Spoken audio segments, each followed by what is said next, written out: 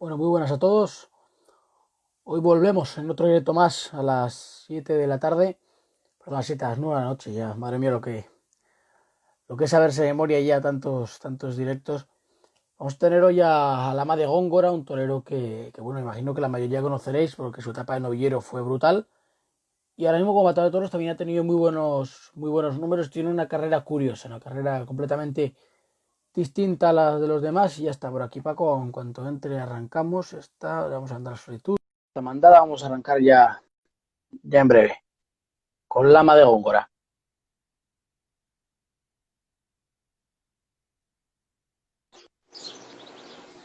Muy buenas, Paco. Hola, Hitor, muy buenas tardes. ¿Qué tal? Bien, todo muy bien, aquí echando el domingo tranquilo. ¿Tú qué tal? Aquí bastante bien. Justo nos ha pillado ahora esta hora que estaba la corrida de Torrijos, no sé si sabías, porque parece que empezaba a las 6:30, lo han hecho para atrás por el tema del calor. Pero bueno, al final hemos podido hacerlo y espero que no afecte tampoco mucho a la corrida ni a nosotros. Sí, aquí se está bien desde luego. Quiero antes de arrancar que nos cuentes cómo ha estado este confinamiento, porque sí que es cierto que allí por Andalucía el confinamiento ha sido estricto como en toda España, pero luego cuando os han dejado un poco de salida se ha tentado muchísimo. Sí, ha sido, bueno, en primer lugar muy duro, ¿no? Ha sido una situación durísima para todos, pero dentro de la gravedad de la situación en cuanto a festejos y en primer lugar en cuanto a personas infectadas y fallecidos y sanitarios que lo han pasado tan mal. Es verdad que nosotros en Andalucía hemos tenido una holgadez tremenda para poder salir de casa y en cuanto nos abrieron la veda de los tentaderos, que fue a partir de la primera fase, ¿no? A través de un justificante de desplazamiento, hemos, hemos tentado bastante, pero por Andalucía y por toda España. Sí, porque sí que es cierto que ahora se ha aprovechado a tentar más que nunca, probablemente, ¿no? Porque yo creo que en estos tiempos el torero que no haya tentado algún problema tiene, ¿no? Porque es muy raro. Bueno, sí que yo desde el punto de vista del ganadero entiendo que se haya tentado más que otros años porque al no haber festejos este año se acumulan los animales en el campo, ¿no? Las resebravas y tienen que los animales, nosotros que sí que somos animalistas y más los ganaderos que amamos a los animales y que aman a los animales, le han tenido que dar de comer todos los días, les tienen que seguir dando de comer para mantenerlo, pero no lo lidian, entonces hay mucho gasto, no entra, no entra ningún ingreso y han intentado, creo yo, que lidiar lo máximo que podían en el campo a puerta cerrada para disfrutar, para seleccionar y para quitarse bocas de comer.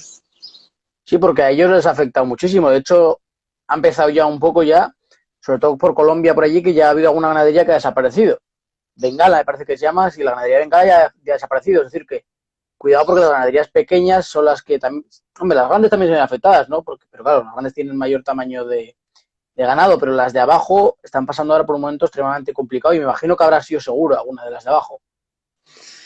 Sí, seguramente, ¿no? Yo supongo que todos los ganaderos quieren seguir, ¿no? Con esa categoría de ganadero, pero habrá muchos que los ingresos eh, que aporten para que la ganadería se siga manteniendo con la categoría que siempre han tenido, pues no van a poder. Entonces van a tener que prescindir de, pues de ese lujo y de algo tan bonito que es muy triste, pero sí, estamos viviendo una época muy complicada y la mayoría de las ganaderías han reducido sus camadas para quedarse con lo mejor, al menos eso que es cierto que decías antes, que hemos tentado mucho, hemos estado muy activos y muy concentrados tentando casi todos los días y a todos le preguntaba, porque yo tenía esa inquietud de qué iban a hacer con la ganadería y todos tenían un argumento en común. Oye, pues vamos a reducir, a quedarnos con lo mejor y muchos van a aguantar la camada del año que viene de cuatreños y cinqueños, otros muchos han tenido que lidiar todos los toros en su casa y muchos otros sin torearlos han tenido que llevar los toros y las vacas al matadero. Claro, es que hubo un momento en el que se hizo la propuesta de que se le dieran en algunas corridas toros de 6 años para dar un poco de salida a ese tipo de toros. No sé qué tal lo ves, pero para el torero es más complicado, porque yo he visto algún toro de 6 años y tiene más complicaciones que el de 5.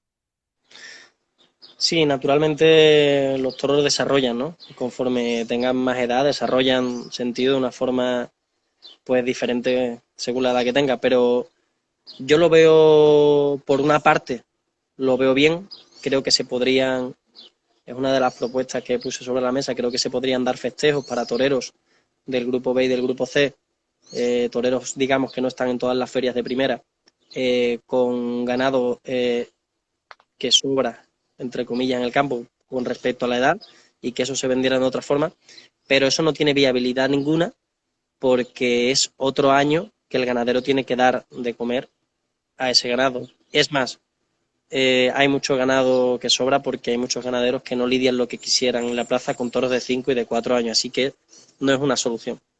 Quizá al revés, sí, en vez del de 6, el de 3 y aliviar al ganadero. Claro, pero el problema es que si entramos en el de 3 ya estamos entrando en el lado de los otros chavales, ¿no? Los que están arrancando.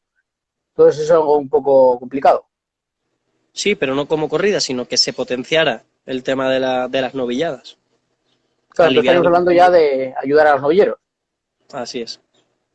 Ahora, dejando esto a un lado, bueno, también está, forma parte de esto también, ¿no? Pero ahí ya empieza por Andalucía, sobre todo por Andalucía, y hay varias cositas, varias tardes cerradas. No sé si te han llamado ya para alguna corrida que todavía no está anunciada. Sí, gracias a Dios sí. Me han llamado, vamos a torear este año algo y dentro del año tan atípico que es, pues oye, yo me preparo todos los días como si fuera a hacer una temporada larga, ¿no? De un número de festejos muy alto, pero igualmente estoy contento porque me voy a volver a vestir de luces más de una tarde, voy a torear festivales, además con compañeros, todavía no se pueden anunciar, pero porque también tenemos que esperar a ver cómo avanza este tema, ¿no? De la pandemia. Pero estoy contento porque estoy deseando volver a ser yo, a vestirme de luces y hacer el paseillo. Claro, pero yo creo que vamos a tener muchas complicaciones porque yo, por ejemplo, sinceramente, yo estoy viendo el certamen este de Canal Sur, que de momento es lo poco que han televisado y la corrida esta de Castilla-La Mancha, y la gente no está respetando las medidas. O sea, se respetan en un lado a la hora de entrar, pero mucha gente se junta, se abraza, que es inevitable, ¿no? Pero que el problema de esto es que somos un sector muy atacado y que si además le añadimos esto nos van a atacar más. Bueno, respetar las medidas de sanidad, yo creo que las medidas que están poniendo los empresarios y el empeño que están haciendo porque se cumplan y por ser el sector cultural que más a rajatabla las lleva, yo estoy convencido de que lo están haciendo de una forma perfecta. Ahora, ya el aficionado cuando entra en la plaza, eh, como es libre de moverse, entre comillas, claro, es más difícil controlar que dentro de una plaza que los aficionados se acerquen y empiecen a comentar la corrida como siempre se ha hecho y más ahora en épocas de calor, que respetemos ese metro y medio de distancia o ese metro de distancia o el aforo del 50% y que haya personas que han pagado una entrada de sombra o de sol y que se pasen toda la corrida en el sol. Sabemos que hay muchas plazas que en verano se llenan la mitad y que se pasa todo el mundo a sombra porque el sol es tremendo, ¿no? Ha sido así siempre. Y vamos a tener ataques y complicaciones del gobierno, creo yo, y de ataques siempre. Da igual si se respetan o si no se respetan las medidas. Yo creo que lo importante es que las medidas que seamos responsables, que llevemos la mascarilla, el gel y demás, y que, oye, lo hagamos de la forma más cívica posible, como siempre lo hemos hecho. Pero atacar, creo, Aitor, que nos van a atacar siempre. Así que nosotros a lo nuestro, a nuestra pasión y a torear. Sí, porque la mejor respuesta que se les puede dar es dando más festejos. Quiero ahora que me hables un poco de Sevilla, porque Sevilla ya ha pasado lo que es la Feria de Abril. Y ha anunciado Ramón Valencia de que la Feria de San Miguel, si se da, va a ser los mismos carteles. ¿Cómo sienta un torero de Sevilla, como es tu caso? Bueno, a mí siempre me duele no verme anunciado en Sevilla.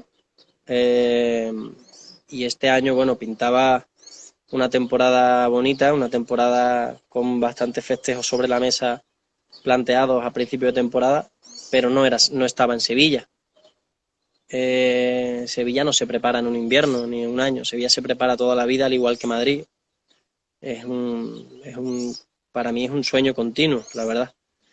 Y, y bueno, pues yo, como siempre, pues es un dolor inmenso no verte anunciado en Sevilla, pero todos sabemos un poco cómo funciona el toreo, yo creo que tenemos que arreglarlo desde dentro. Yo creo que era una oportunidad muy buena este año para reconfigurar un poco la estructura de la fiesta. Creo que no se ha hecho. Creo que va a seguir prácticamente igual o aún más cerrada para los toreros que estamos preparados y que quizás no gozamos de un trato como quisiéramos, pero, pero bueno, Sevilla va a estar ahí siempre y estoy seguro de que tarde o temprano volveré y de que ya no me desligaré nunca de ir a torear a Sevilla, aunque nunca se sabe, ¿no? Pero por supuesto que siento dolor porque es mi plaza y la siento muy dentro y todo. Claro, y además estamos hablando de que tienes una puerta grande sin picadores y otra con picadores, ya te falta solo la de matador. Exactamente, y he cortado varias orejas, podría haberse ido a hombros o tras 2 tardes en un festival y salía a pie, pues porque tengo la vergüenza torera de, oye, pues de que yo amo esa plaza y uno sabe siempre cómo ha estado, ¿no? En fin, siempre entre la maestranza y yo, y entre la afición de Sevilla y yo, creo que siempre ha habido un, pues, un sentimiento muy especial y, y es verdad que siempre que me veo anunciado en Sevilla, aún no estando anunciado en Sevilla, me preparo como si fuera a torear en Sevilla, me mentalizo como si fuera a torear en Sevilla y vivo el día a día como si yo estuviera siempre anunciado en Sevilla. Porque yo siempre soy alguien que admira mucho a mis compañeros, no lo digo por tópico, porque es verdad, tengo muchos compañeros, amigos, tanto de Sevilla como de Madrid o de matadores de otras ciudades que Sevilla les ha dado esa oportunidad sin estar acartelados en Sevilla y Sevilla pues ha reconocido esa torería que han tenido a la hora de esperar y demás. Y entonces yo siempre me veo anunciado en Sevilla, aunque no lo esté, Aitor.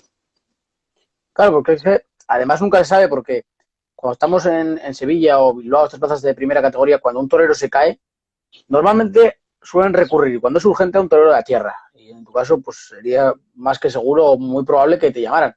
Y hay que estar siempre preparado, porque si luego vas, por lo que sea, triunfas y pasa cualquier cosa, la temporada cambia completamente. Y la prueba la tenemos con cualquier torero que miremos ahora mismo. Uh-huh.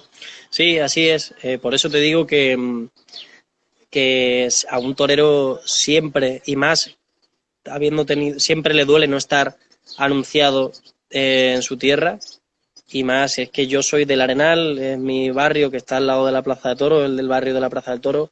Me siento muy de Sevilla y respiro Sevilla desde que soy pues muy niño. Y yo me preparo todos los días de mi vida soñando con Sevilla. ¿Me duele no estar anunciado en Sevilla? Sí, pero no cesa mi ilusión de que volveré a torear en Sevilla, seguro.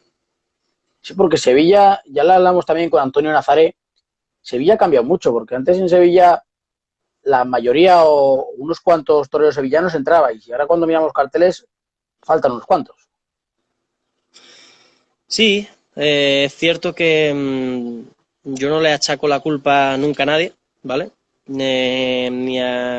Pero es cierto y es muy bonito que cuando llego de entrenar o llego de algún tentadero y me ven por la calle llegando a casa los trastos o tal, es muy bonito como la afición reconoce ese cariño y la ilusión que tienen de volver a verte y de verte de alguna forma competir, ¿no? Y dar lo mejor de ti en la plaza con otros toreros.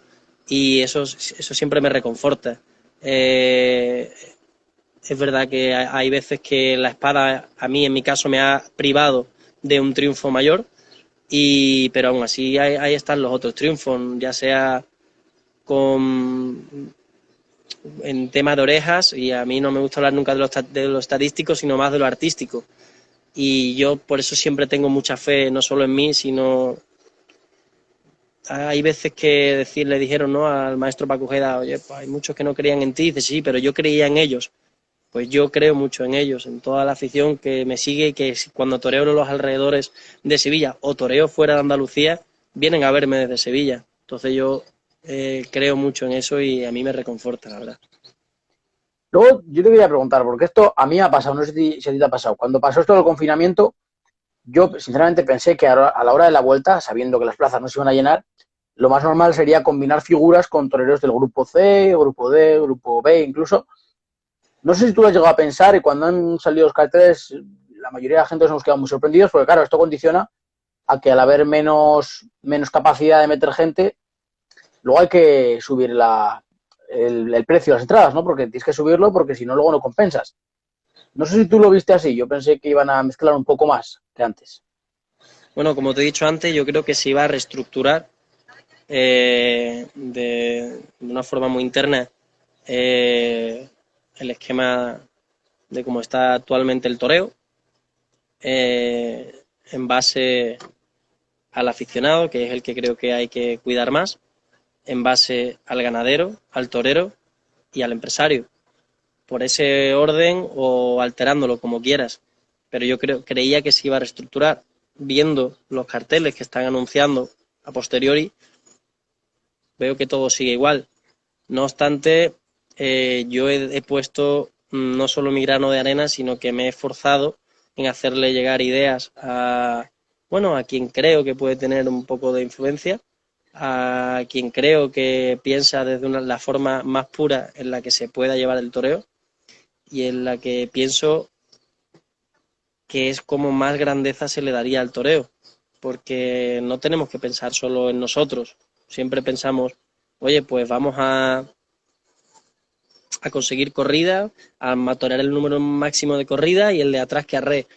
Oye, eso está muy bien, pero el toreo es muy grande, el toreo tiene una proyección tremenda y yo creo que habría que darle la proyección que se merece. Yo pues no creía ni una cosa ni la otra, es verdad que en este confinamiento pues me ha cambiado mucho la forma de pensar, y creo que me ha servido para madurar en ciertos aspectos míos como torero, muchísimo, y tendremos que esperar y que tendremos que esperar a que esto cambie, más que nada porque hay que sanear y hay que, en la tauromaquia creo que desde dentro, al menos en mi punto de vista. Ojalá Aitor cambie, porque si lo dices tú como aficionado, como loco por el toreo, y lo dicen otros muchos, algo está pasando si no cambia, ¿no? Claro, has dicho, pensaba que iba a cambiar. Ahora te quiero preguntar si crees que va a cambiar, porque parece que, desde luego lo que parece es que no. Y si no cambia tenemos un problema muy serio. Yo espero que cambie. Muchas veces echamos las culpas, achacamos lo que está sucediendo a factores ajenos, pero mirando mi punto de vista, yo doy lo máximo porque cambie. Y no solo en el mío personal como torero, también abriendo el abanico y aportando en otros. Muchos de nosotros pensamos igual. Muchos de mis compañeros, muchos de los ganaderos, incluso muchos empresarios piensan igual. También el aficionado, gran parte del aficionado, piensa igual. Entonces creo que el cambio está cerca. Claro, el problema es que, y esto pasa, la gente pensamos, la mayoría pensamos lo mismo, pero nadie se atreve a dar el paso. Sí, lo estamos dando todos con nuestra forma de pensar y con nuestra forma eh, de decir lo que pensamos continuamente. Llegará el punto en el que tienen que cambiar o dejarán de ir aficionados a la plaza y el toreo no tendrá la grandeza y esa proyección de la que estamos hablando. Pasa que todo lleva su tiempo. No, el paso no lo puede dar nadie, ni nadie, una persona no puede cambiar esa estructura de la que hablamos. Tiene que ser, la tauromaquia es un arte, el toreo es un arte, y el toreo, y como tal arte va evolucionando y va cambiando conforme, como es un festejo popular, conforme el pueblo pide. Y al final, si el pueblo pide y encima dentro se pide lo mismo, tendrá que cambiar forzosamente. Y el cambio no perjudica a nadie, al contrario, favorece a todos. Claro, porque es que, y estoy ya hablando de los toreros, cuando echas la vista para atrás hace 20 años, 30, como es tu caso, no cortar una oreja en Sevilla, pasabas a torear dos, a torear 20 o 30. Y ahora parece que cortar una oreja en Sevilla solo te permite dos o tres más y volver a Sevilla el año que viene. Bueno, en cuanto al tema estadístico, sí, seguro. En cuanto al tema estadístico, seguro. Que los tiempos han cambiado una barbaridad. En cuanto a nivel de contratación, también. Yo soy más de pensar que una oreja a veces puede llegar a tener una repercusión muchísimo más grande que el hecho de darte más números de contratos, y que a veces dar la grandeza que se merece el toreo no es torear más, sino que tenga más calidad. Pero bueno, eso es mi forma de pensar. Pero yo lo que creo es que hay que escuchar al aficionado, que nos encerramos muchas veces, los toreros y los ganaderos, en cómo vemos nosotros las cosas, y dejamos a un lado lo que piensa el que de verdad mantiene esto. Igual que nosotros lo mantenemos, por supuesto, porque nos jugamos la vida, y porque entregamos nuestro tiempo y nuestra pasión. El ganadero, su dinero, su tiempo y todo. El aficionado porque va a la plaza. Cada uno aporta algo, ¿no? Somos un compendio de todo. Pero al aficionado hay que escucharlo un poco más. Hay que tener más sensibilidad, y yo creo que siempre lo he hecho. Siempre he mirado por el aficionado, y sobre todo por el aficionado joven, que es el que tenemos que atraer a la plaza. Y a veces el triunfo, no deberíamos de recoger el fruto del triunfo con más contrataciones, sino con cambiar esto de la estructura del toreo, en ciertos aspectos. Hay otros aspectos en los que creo que está muy bien, y por supuesto hay que ser valiente para ello, y hay que Quizá, dar el paso. y quizá debamos mirar más a Francia, porque en Francia todo este tipo de cosas se respetan mucho más. De hecho, hay corrida de toros en las que los toreros que torean los eligen los propios abonados, que es algo que yo creo que a día de hoy en España es prácticamente impensable. Ajá. Eso se podría decir que es lo más demócrata, ¿no? Lo mejor, ¿no? Que el aficionado sea quien decide quién va a torear en la plaza. A mí Es que eso me además, parece bien. además es bueno no solo para el aficionado, sino para el empresario, porque el empresario, al saber que hay una mayoría que quiere estos toreros, se asegura que la gente que ha votado eso vaya a ir. Sí, es una buena forma de hacerlo. Yo creo que tenemos que reinventarnos continuamente, año tras año, en la confección de carteles, en la oportunidad de carteles, porque creo que el toreo se está perdiendo. Me gusta llamarlos artistas, a muchos artistas tremendos. Y hablando de muchos de mis compañeros, no me gusta hablar de mí, hablando de muchos de mis compañeros, yo soy un torero que a lo mejor no tengo una actividad en las redes tan fuerte, pero sí en el campo bravo. Me encanta ver a mis compañeros en el campo, y voy a verlos y disfruto viéndolos torear, y aparte pues aprendo, ¿no? del animal, y aprendo del toro, y aprendo de quien esté toreando. Y tiene que reinventarse continuamente el toreo, porque hay muchísimas fórmulas nuevas, hay ideas sobre la mesa que no se llevan a cabo, porque creo que nos hemos acomodado a un algoritmo que creemos que sale bien. Y el toreo tiene mucha más proyección, como te decía antes. Tenemos que abrir el abanico y tenemos que proyectarnos a nuevos públicos. Tenemos que proyectarnos a escuchar al aficionado, aficionado de verdad. Al aficionado, por un lado. Por otro lado, al público. Lo más importante creo que es a la juventud, al aficionado que viene. Eh, Hay muchas fórmulas, y conmigo cuentan si quieren, lo saben todos. Ahora, ¿cuándo cambiará? Pues no lo sé, Aitor. Yo espero que pronto. Claro, yo te quería ahora preguntar por una idea que nos lanzó aquí Marc Serrano, el torero francés, y él dice que hizo que él se hiciera aficionado a los toros. Es decir, en el último toro, el sexto toro, sabes que hay gente que a las plazas no va pues porque no hay dinero y hay plazas que son muy caras, ¿no? Él Ajá. decía que de pequeño, en la plaza de toros de Nimes, en el sexto toro se abrían las puertas para que entrara todo el mundo que quisiera. Solo viera un toro, pero bueno, entrabas gratis y veías un toro. Él decía que esta idea a él le encantaría que volviera, porque crea muchísimos nuevos aficionados como él, que fíjate, ahora acabo ya siendo matado de toros, y que además es beneficioso para Toromaquia, ¿no? Porque es futuro, es gente nueva, gente que empieza a conocer la fiesta, y además de manera gratuita. Sí, hay que pensar siempre el toreo, la base del toreo, para mí, como aficionado, es la entrega, ya sea del torero, del toro, o como tú has dicho, del aficionado, que por pasión, por amor a un arte, compra y paga una entrada para ir. Si el aficionado se le está maltratando, aparte de los ganaderos y aparte de los matadores también, vamos a intentar arreglarlo. Vamos a poner propuestas sobre la mesa. Que el último toro se abra las puertas para crear afición, porque hay gente que no dispone del dinero para ir a una plaza. Oye, pues es una propuesta extraordinaria, pero es que hay muchas más. Hay propuestas de si entraban un cuarto de plaza costando 5 y la bajamos a 20 y entran 3 cuartos de plaza, porque sí hay afición.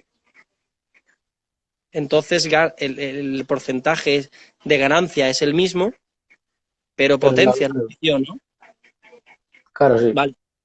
Con el tema de la afición, de cuidar al aficionado, se podría potenciar 40.000 veces más, de muchas más formas. Y con la televisión también. Y con la categoría y la proyección que tiene la grandeza que es esto, que es como cuando un tío se juega la vida, cuando un torero se juega la vida y el toro entrega todo lo que tiene. Y eso, para empezar, tienes que creer en el espectáculo. Y es cierto que creo que hay muchos empresarios jóvenes que son emprendedores que lo van a intentar y que lo están intentando. Pero también es cierto, Aitor, que hay que ponerse en la piel de ellos, siendo justos, en un año tan atípico como este, en por qué están haciendo las cosas así. También a lo mejor tenemos que tener paciencia y tener que esperar. Pero la base siempre tenemos que entender que no puede ser egoísta, que tiene que ser entrega. Claro, es En que a día cualquier... de hoy, para Madrid o para Sevilla, llenar la plaza es algo que es una locura, ¿no? Porque si la puedes llenar al 50 o al 75%, para Madrid el 75%, hablando mal, es una mierda. Eso es así. Porque para Madrid el objetivo siempre es llenar. Claro, si hablamos de Bilbao, que es una plaza de la que yo soy aquí, ¿no? Y el 75% para Bilbao es vamos, el máximo de la feria. Ahí hay que ponerse la piel de cada empresario. Primero porque se va a jugar el dinero y sabe que su máximo es algo poco habitual. Entonces, habría que pensar eso, porque mucha gente ahora mismo está criticando pues plazas pues, como Bilbao o Madrid o Sevilla, ¿no? Que no van toros. Claro, es que es extremadamente complicado porque no sabes si vas a ganar beneficios y a lo mejor, bueno, beneficios dudo que tengan con 75% de plaza. Como mucho cubrir beneficios y no sabes si lo vas a llegar a cubrir. Sí, sin duda, como te decía, para ser justos, no solo hay que criticar, primero hay que aportar ideas nuevas. Creo que cuando hay una crisis, todos los que amamos esto deberíamos de aportar ideas nuevas sin necesidad de beneficiarse de ellas, y también hay que ponerse en la piel del que se arriesga, de todos los que se arriesgan para dar el espectáculo. El empresario quizá sea este año el que más esté apostando, junto con los ganaderos y los toreros, en cuanto al tema económico, ¿vale? Quizás tendríamos que ser un poco consecuentes con la nueva normalidad, que lo que ha pasado, esto que nos ha pasado, esta pandemia es muy fuerte. No debemos olvidar que lo que ha pasado ha matado muchísima gente, y que no podemos ser irresponsables, cambiarlo todo, hacerlo de golpe por beneficiarnos, porque quizá eso sea la crónica de una muerte anunciada para el próximo año o el venidero o el siguiente. Yo siempre creo en el espectáculo. Yo creo que el aficionado que viene es mejor que el pasado, que el contemporáneo y que vamos a llenar las plazas. Pero también creo que tienen que aceptar las ideas nuevas y creo que todos los que, pues, como tú, tienen ideas nuevas, no debe de tener miedo de aportarlas, incluso de arriesgarse a llevarlas a cabo desde el aspecto que pueda. Yo lo hago y muchos de mis compañeros también. Y hablando de los casos de los que hablas, oye, de Bilbao, creo que se ha suspendido la feria, ¿no? Al 100%. Claro, suspendido porque el máximo de entrada en Bilbao que habían puesto era 500 y 500 personas en Bilbao. Pues claro, el menor del año pasado fue 4.500. Entonces al final esto es una locura, 500 personas en Bilbao.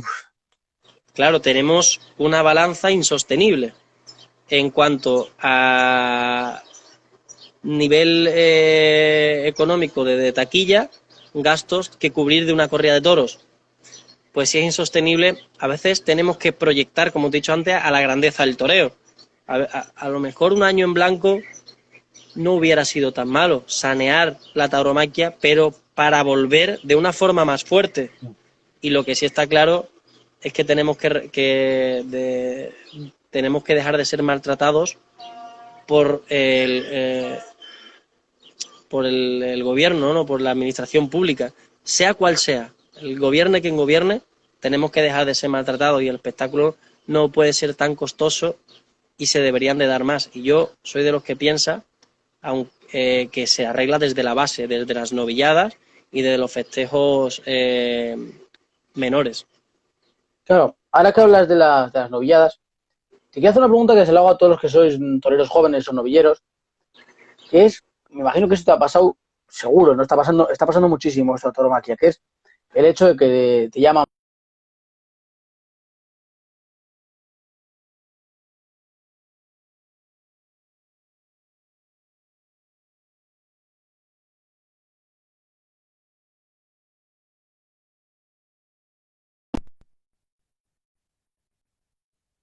Sí, ahora.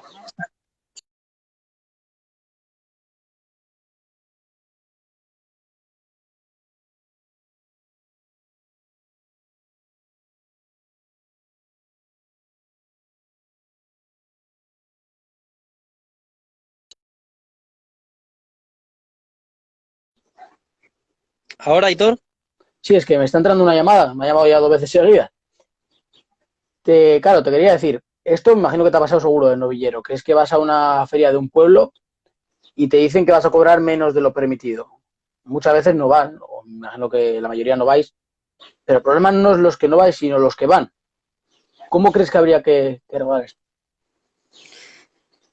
pues creo que habría que cortarlo de raíz y creo que todos deberíamos de tener la unión que hemos tenido estos días en cuanto al tema de las manifestaciones, en cuanto vamos a apoyar al toro y todo eso, pues también en cuanto a las declaraciones. No hay tu tía y creo que hay que eh,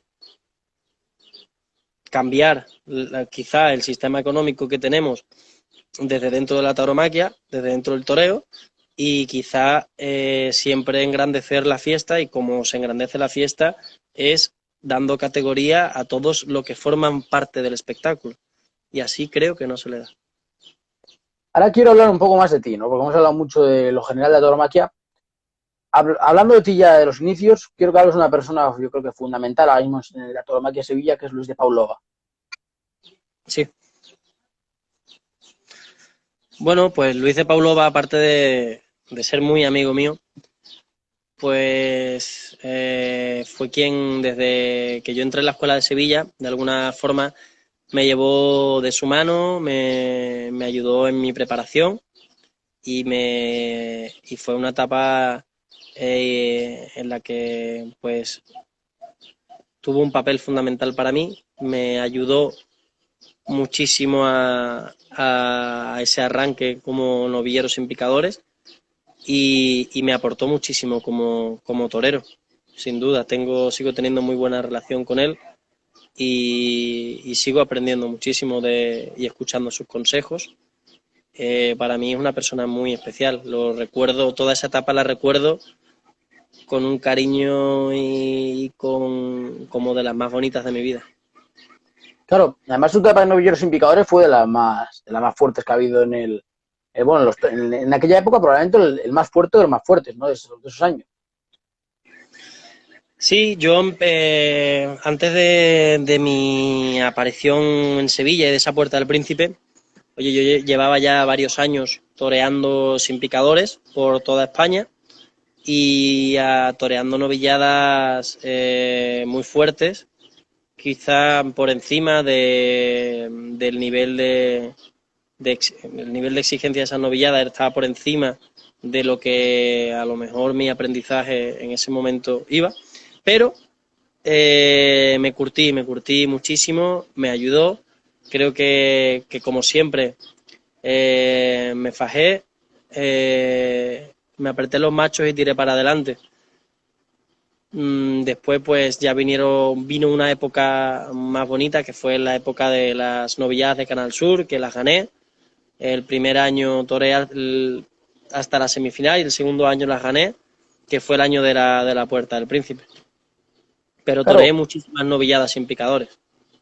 claro, cuando eres tan joven y además sacaste la puerta, saliste a hombros por la puerta grande de Sevilla, cuando eres tan joven es difícil administrar ese, no sé cómo decirlo, ¿no? Pero que es que salíamos en Sevilla lo puedes valorar como posibilidad de ser figura del toreo, ¿no? Que yo creo que es algo muy difícil de gestionar cuando eres tan joven, ¿no? ¿Cómo se gestiona eso? Bueno, por supuesto, uno no puede decir que no a lo bueno que te llega, pero de la misma forma no puedes decir, eh, no puedes abrazar el triunfo como algo natural porque no siempre se triunfa, por mucho que tú te esfuerces. Y hay algo que me lo está dando, que hay algo que no se puede acotar, hay algo que el aprendizaje que no lo puedes suplir y es que el tiempo te da la madurez necesaria para todo aquello que tú llevas como torero dentro, poder darlo en la plaza. Y yo lo gestioné de la mejor forma posible en aquella época y para mí fue una época y un invierno, aquel invierno antes de mi debut con picadores muy bonito.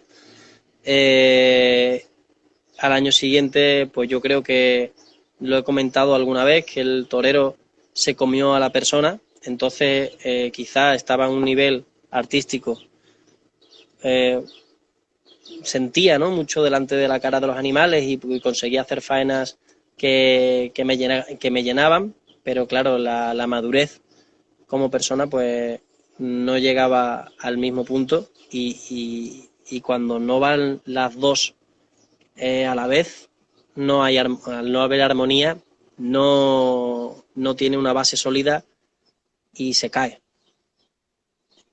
Y luego yo te quería preguntar, cuando cambias de sin picadores a con picadores, ¿se pone más seria la cosa? Es decir, ya no es todo de color de rosa.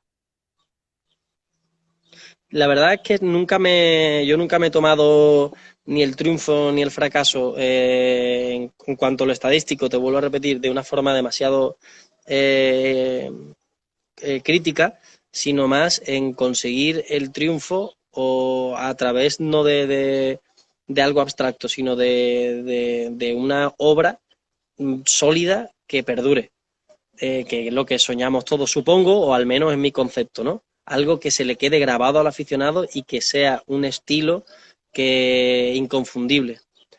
¿Se pone seria? Pues siempre me lo he tomado igual de serio. En cuanto al cambio del novillo sin picadores al utrero, bueno, pues te vuelvo a repetir, ya toreaba toros sin picadores y siempre me lo he tomado muy en serio.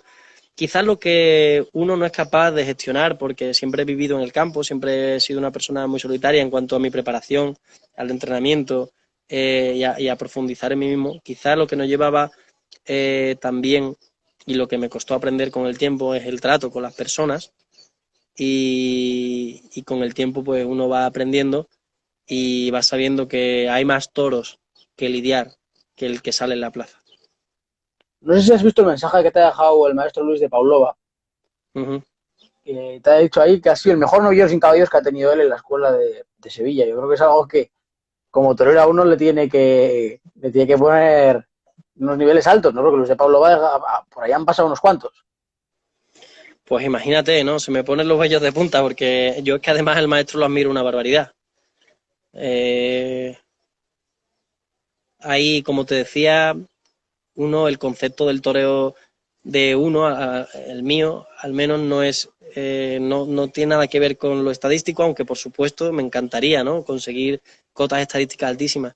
Sino yo soy alguien, un estudioso del toreo, un estudioso de las ganaderías y de los toreros sobre todo.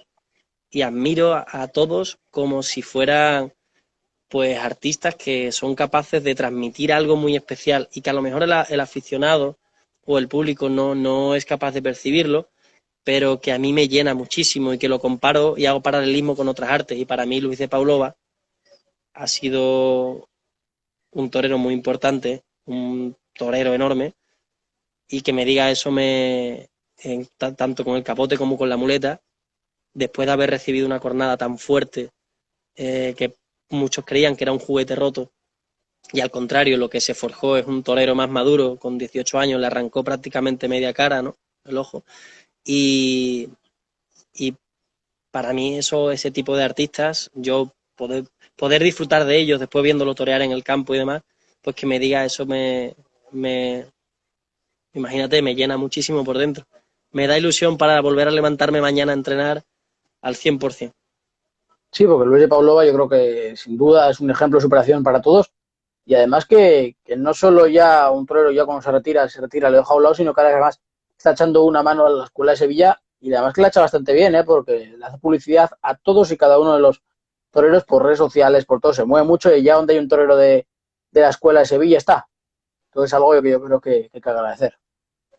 Y no solo agradecer a Aitor, sino la importancia que tiene enseñar los valores, que esto no es solo un mundo de valores, es un mundo de valores y muchas veces no tenemos en cuenta lo importante y la importancia que tienen los profesores de las escuelas taurinas.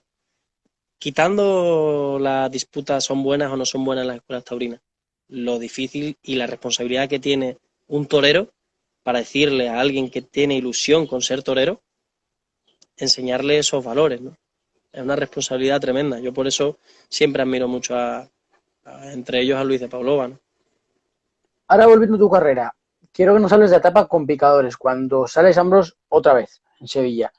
Pero esta vez te encierras con 6 toros, si no me equivoco, ¿no? 6 novillos. Mi despedida, sí. Claro, encerrarse con 6 novillos es algo en plaza de primera y novillero. A día de hoy yo creo que impensable, porque a día de hoy yo creo que ya muy poco lo hacen, ¿no? En tu época, Garrido también lo hizo por esa época también por Bilbao, del novillero, pero a día de hoy es en plaza de primera un novillero ya con 6 toros probablemente sea imposible. Bueno, fue una decisión que tomé porque habían pasado cosas en Sevilla muy importantes para mí, como por ejemplo en la temporada pasada fue por el fallo con la espada, ¿no? Pero pude haber cortado muchas orejas en las novilladas, por el fallo con la espada no fue, pero aún así, como te digo, la sensación que pude transmitir esos días fueron para mí muy importantes. Ese mismo año me acartelé bueno, pues con toreros a los que admiro una barbaridad, ¿no? Como Morante, el Cid, el Juli, Talavante, Manzanares y yo en un festival y triunfé, ¿no? Ese día ha sido de los pocos que ha podido regalar un toro en la maestranza, que me lo regalaron todos ellos, ¿no? El maestro Julián y Morante. Y para mí ese triunfo fue muy importante, ¿no? Cortarle una oreja a mi primero y otra oreja al sobrero. Eh, Al año siguiente volví a triunfar en una novillada de Cayetano Muñoz cortando una oreja. Me negaron la primera oreja del primero y pues yo al día siguiente fui a Madrid pues, con la del Montecillo, pues dejé muy buenas sensaciones, me volvió a fallar la espada, teniendo una oreja cortada y creo que tenía que despedirme de novillero intentando demostrar a Sevilla, intentándole devolver toda la entrega que tuve como novillero, ¿no? Haciendo una gesta personal y que se correspondía con el nivel con el que a lo mejor podía llegar a dar en la tarde. Yo creo que Sevilla respondió muy bien. Me falló la espada que pude cortar más orejas. Fueron al final 2 orejas que le corté a unos novillos extraordinarios de Algarra. emitieron otros novillos de otros ganaderos muy bien, pero bueno, pues yo creo que esa tarde no se le... me costó levantarla porque fueron en el quinto y en el sexto. Y esa tarde para mí fue un antes y un después, y yo creo que no se valorará hasta que pase el tiempo y sea capaz de triunfar de otra forma como matador de toros. Claro, porque a día de hoy el torero que se encierra con sus toros y no sale a hombros, la gente lo considera un fracaso. Eso es así. Claro, y porque hay que leer la lectura de una encerrona con 6 toros. Como te he dicho desde el principio, no es lo estadístico, al menos para mí. Aunque por supuesto hay que intentar salir por la puerta grande y ser el triunfador de la tarde. Esa tarde, para mí, levantarla y al final cortar las 2 orejas hizo sacar algo de mí que creía que no tenía. Entonces me hizo crecer mucho y me cambió la mirada, la forma de hablar, la forma de ser, todo ese invierno por esa tarde. Me dio muchísimo que pensar. Vamos, ya no era un niño y de repente toda palabra que escuchaba y que aprendía pesaba muchísimo, porque también fue muy doloroso no salir por la puerta del príncipe, que era lo que yo pensaba. Y luego ya la alternativa, porque a día de hoy, los últimos años llevamos tiempo sin ver una alternativa en Feria de Abril, sino normalmente la Feria de San Miguel. Cuando un torero toma Feria de Abril significa que depositan en ti una confianza importante. Porque claro, Feria de Abril, un cartel con Manzanares y Ponce, ¿cómo se lleva eso, no? Porque al final estás en un sueño, estás en una nube en ese momento y vas a una plaza que sabes que va a estar a reventar con gente conocida en el que te juegas todo. Bueno, me lo tomé de una forma muy normal porque la preparación fue tremenda. Era mi sueño tomar la alternativa en Sevilla. Ese invierno el maestro Manzanares me ayudó una barbaridad, igual que el maestro Manuel Jesús El Cid. Viví con los dos muchísimo tiempo. Yo ya desde antes vivía en la finca del maestro Manuel Jesús El Cid, y después pues me fui a Salamanca con el maestro Manzanares, me atendió, me enseñó, aprendí una barbaridad de los dos. Son para mí artistas consumados. Mm, el Cid para mí es una máxima figura del toreo, tanto como persona como torero, es tremendo. Y me lo tomé de la forma mmm, más natural posible. Salí a darlo todo.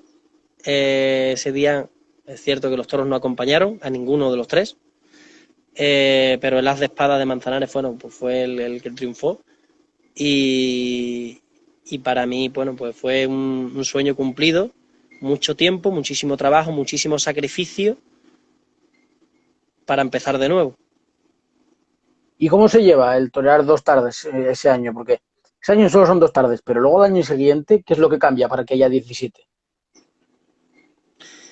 Pues muy sencillo, ¿no? Yo creo que a veces las ilusiones hay que renovarlas, y después de la alternativa, al ver que yo al año anterior toreé más de 20 festejos, fueron 17 novilladas, más de 20 festejos en total con los festivales y tal, y después llega un momento en el que no toreo. Pues caí la verdad, Hitor, que fue un año en el que lo pasé muy mal. Caí en depresión, me dio un golpe de humildad y un golpe de realidad a la vida tremendo, y cogí las maletas, cogí mi atillo al hombro, mi esportón, mi fundón de las espadas, y me fui a México y estuve 3 años. Reaccionaste rápido, ¿no? Porque tu torero hubiera tardado más. Sí, yo creo que necesitaba tanto beber de la esencia del toreo, demostrarme a mí mismo que todo lo anterior no había sido casualidad, demostrarme y demostrar a los aficionados que aquí había alguien que de verdad soñaba con ser figura del toreo, o al menos demostrármelo a mí, y, y cogí las maletas, las llené de ilusión y me fui, pero me fui estando totalmente reventado y en depresión, ¿no? O sea, realmente triste. México me levantó y por eso me siento hidrocálido sevillano. Sí, porque sí es cierto que luego las entrevistas que te hicieron, pues mira, que tengo una puntada de ABC que dijiste, he vuelto de México sabiendo lo que quiero y queriendo lo que sé. Es decir, que México te hizo ver las cosas de otra manera Y además te vino muy bien, ¿no? Porque aparte yo creo que en México se adquiere una capacidad de temple que es muy difícil conseguir aquí en España. Sí, México me levantó, fue una especie de bálsamo. Y siempre yo había leído muchísimo sobre México, y yo era un enamorado de México sin conocerlo, por lo que había leído, por lo que había escuchado, por cómo hablaban mis compañeros cuando venían los inviernos de allí. Pero yo me fui prácticamente con una mano delante y una detrás, sin nada, y empecé yendo a la Tapia allí en México siendo matador de toros, y según mi currículum, me lo hicieron saber después, oye, pues pude haber entrado por otra puerta, pero tenía que demostrarme a mí mismo, como te dije antes, si realmente lo de atrás era casualidad o no. Fui subiendo escalones y ahí volví a torear esas 17 tardes y hasta 20 corridas de toros. O sea que algo falló el año anterior. Ahora para ir cerrando la entrevista, porque estamos en 51 minutos ahora, quiero hacerte dos preguntas, las hago a todos. Primero que nos cuentes una anécdota que hayas tenido en el mundo del toro. Una anécdota. Pues mira, ya que hemos estado hablando antes del maestro Manzanares, una anécdota muy bonita es que yo lo conocí porque lo sacamos a hombro con todos mis amigos de la escuela de Sevilla y otros también, y lo que hicimos llevar a hombros al hotel, nos dijo que no, porque estaba muy lejos de la Puerta del Príncipe, y cuando llegamos al hotel a verlo, solo nos atendió a los chavales de la escuela, y a mí me regaló la muleta del indulto de aquel día de arrojado, que la tengo en una vitrina en casa, y bueno, ahí empezó nuestra amistad, y por eso después me fui a su casa, a la finca Matilla, allí a prepararme con ese invierno, y al que le estoy eternamente agradecido, y recuerdo ese invierno como uno de los inviernos más toreros y de aprender de un genio como él, ¿no? Y luego ya ahora la última para cerrarlo. ¿Quién es la ama de Góngora? Pues Lama de Góngora es un torero que se levanta y que se acuesta siempre, siempre, soñando con el toreo y amando esta profesión hasta, vamos, de una forma desmedida. Esa es la ama de Góngora. Y que sueña realmente con ser gente en el mundo del toro. Pues la verdad que muchas gracias por este directo, Paco. A ti, Aitor, y ánimo y siga con tanta afición, porque somos muchos los que te seguimos y los que nos gusta ver tus noticias, de verdad. Pues muchas gracias y esto ha sido todo, Paco. En Hecho, breve estará en YouTube. Un fuerte hecho. abrazo. Un fuerte abrazo. Pues esto ha sido el directo de hoy con el maestro Lama de Góngora y os esperamos, bueno, ya vamos a hacer un descanso de 2, 3 semanas, pero volveremos con más. Así que ahora ya que empiezan las vacaciones, yo creo que ya todos estamos un poco cansados de esto, pararemos un poco y luego ya seguiremos más adelante. Esto ha sido todo. Un fuerte abrazo para todos.